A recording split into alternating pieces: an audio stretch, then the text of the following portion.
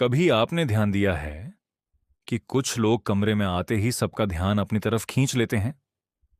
वहीं कुछ लोग ऐसे होते हैं जो बहुत कुछ जानते हैं, समझदार भी होते हैं, लेकिन फिर भी लोगों से जुड़ नहीं पाते।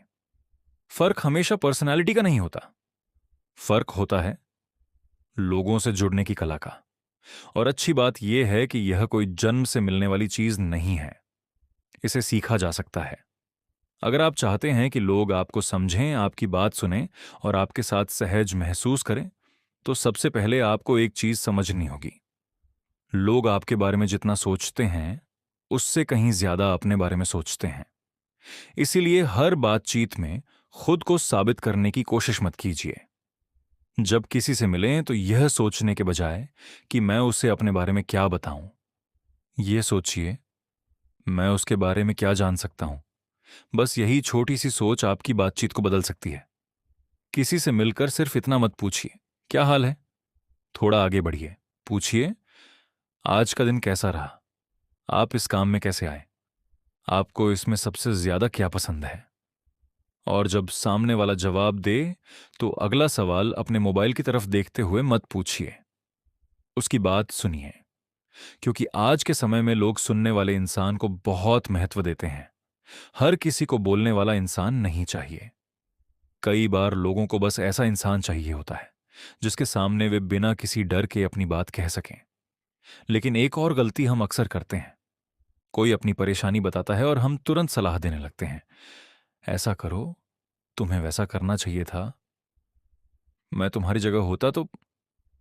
कभी कभी सलाह देने से पहले सिर्फ इतना कहना काफी होता है, हाँ, मैं समझ सकता हूं कि यह तुम्हारे लिए मुश्किल रहा होगा।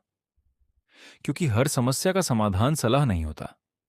कभी कभी इंसान को सिर्फ यह महसूस होना चाहिए कि कोई उसे समझ रहा है। और अगर आप लोगों से सच में जुड़ना चाहते हैं, तो एक और आदत डालिए। लोगों की छोटी छोटी बातें याद रखिए। किसी ने बताया कि अगले हफ्ते उसका इंटरव्यू है, तो अगले हफ्ते उससे पूछिए, इंटरव्यू कैसा गया? हो सकता है उसके लिए यह एक छोटी सी बात हो, लेकिन आपके लिए यह याद रखना उसे महसूस करा सकता है कि यह इंसान मेरी बात ध्यान से सुनता है। यही छोटी चीजें रिश्ते मजबूत करती हैं। और हां, लोगों से जुड़ने का मतलब यह नहीं है कि आपको हर किसी को खुश करना है। आपको हर किसी से दोस्ती करने की जरूरत नहीं है। आपको बस इतना सीखना है कि सामने वाले को सम्मान कैसे देना है। मतलब, अगर किसी की राय आपसे अलग है, तो तुरंत यह मत कहिए, तुम गलत हो। कभी कभी कहिए, मैं इसे थोड़ा अलग तरीके से देखता हूं, लेकिन तुम्हारी बात समझ रहा हूं। असहमति रखिए, लेकिन सामने वाले की इज्जत मत छीनिए। याद रखिए, अच्छी सोशल स्किल्स का मतलब सबसे ज्यादा बोलना नहीं है। अच्छी सोशल स्किल्स का मतलब है सही समय पर बोलना, ध्यान से सुनना और सामने वाले को सम्मान देना। और शुरुआत आज से ही की जा सकती है।